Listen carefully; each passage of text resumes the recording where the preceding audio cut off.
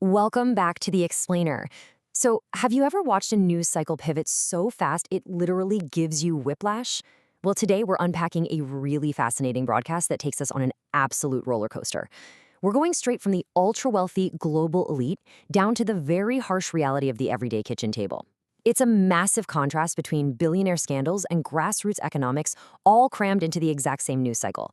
Let's deconstruct how the commentators navigated this huge shift and what it actually tells us about the competing priorities dominating today's headlines.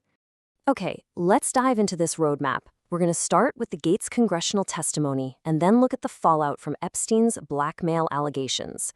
From there, we hit a sharp cost of living pivot, break down soaring Australian energy prices, and finally, we'll analyze the massive tension between sustainability and affordability. Section 1. The Gates congressional testimony, billionaires and blackmail. The broadcast segment actually kicked off with breaking news that instantly grabs your attention. Bill Gates testifying before Congress. But get this, it wasn't about tech or global philanthropy. It was specifically about his past association with Jeffrey Epstein.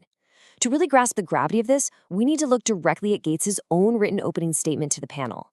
He stated, and I quote, "Epstein was working to use information about my infidelities in addition to many lies that he laid on top to pressure me to re-engage with him."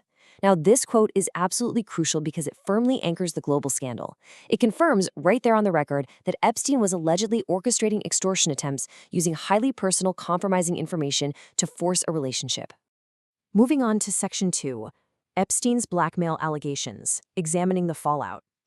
Naturally, a public statement like that sent shockwaves straight through the news cycle. And what's really interesting here is exactly how the panel reacted to Gates's admission. The commentators did not hold back. They flat out labeled the testimony as cringy. They brought up earlier leaked Epstein files and even referenced those circulating rumors that Gates had secretly treated his then-wife Melinda for a sexually transmitted disease because of his affairs. Now, we've got to be clear, and the panel explicitly made this point too, Gates firmly denies those specific rumors. But the commentators felt his testimony kind of gave a bit of credence to the idea that earlier file leaks contained, well, an asterisk in truth. Ultimately, the panel impartially wrapped up this part of the discussion by characterizing Epstein's entire operation as sordid and devious, pointing out that he clearly didn't care who he stepped on to progress his own goals.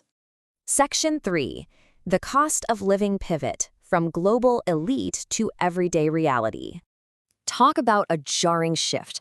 At this exact point in the broadcast, the commentators drop the global billionaires completely. They pivot entirely to the financial survival of everyday citizens in Australia.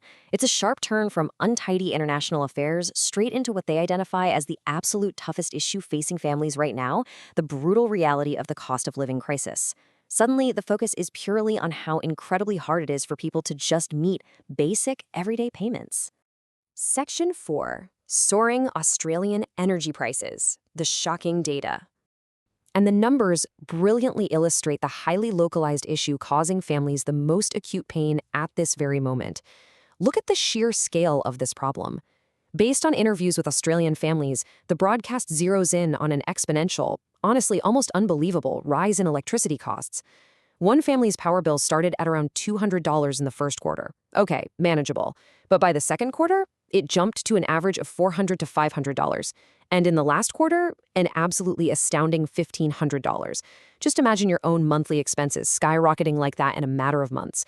As one featured family pointed out, it is just literally unsustainable. These electricity bills are now reportedly exceeding what some families are actually taking home in their paychecks. I mean, wow. Which brings us to a highly specific and let's just say highly contentious number, $275. The commentators highlighted this exact figure as a massive point of frustration for voters. You see, this was supposed to be the amount that power bills were cut by. Instead, the panel points out that the public views this as one of the biggest broken promises out there, because right now, bills are higher than they have ever been rather than being $275 cheaper. Section 5. Sustainability versus affordability. The policy disconnect. This leads us into the final and honestly, perhaps the most critical part of the broadcast analysis. The panel heavily critiques the government's current energy priorities, especially in light of all this severe economic pain. The commentators are essentially arguing that there is a massive disconnect between political leadership and the general public. One commentator, Jenna, makes the point that leaders are focusing on these long-term 10 to 20-year electrification moments and distant sustainability goals. Meanwhile, she argues that what's truly not sustainable is life in Australia right now. She points to the completely heartbreaking reality of shoppers literally having to remove items from their supermarket trolleys because they just can't afford the total at checkout. On top of that, she notes that current subsidies are really just masking the true underlying costs of fuel and electricity across the country. And because of that, the panel has genuine fears about just how much worse these conditions are going to get by Christmas time. So the crucial point here is that this reveals a fundamental clash of priorities. On one hand, you've got the pursuit of future sustainability, what commentator Basil referred to as the green dream, which focuses heavily on electrification and these decades-long timelines. But on the other hand, you've got current reality, the urgent, desperate need for immediate affordability and power reliability during a daily cost of living crisis. Basil's stance is super clear. He argues that while a lot of Australians totally understand and want sustainable energy for their future, they absolutely do not want it at the cost of keeping the lights on today. Affordability and reliability, he says, simply have to come first and be brought under control before pushing forward with those bigger sustainable energy goals. Which leaves us with this final, incredibly difficult question to ponder. How can governments balance the push for sustainable energy with the immediate survival of families in a cost of living crisis? The broadcast analysis highlights an immense tension here between long-term environmental goals and short-term economic realities. When everyday families are literally paying more for electricity than they earn, how do leaders successfully bridge the gap to a sustainable future without breaking the bank today? It's a massive policy tightrope, and as this explainer shows, it's one that leaders are going to have to walk very, very carefully. Thank you so much for joining me today, and I'd invite you to keep this delicate balance in mind as you watch the news this week. See you next time.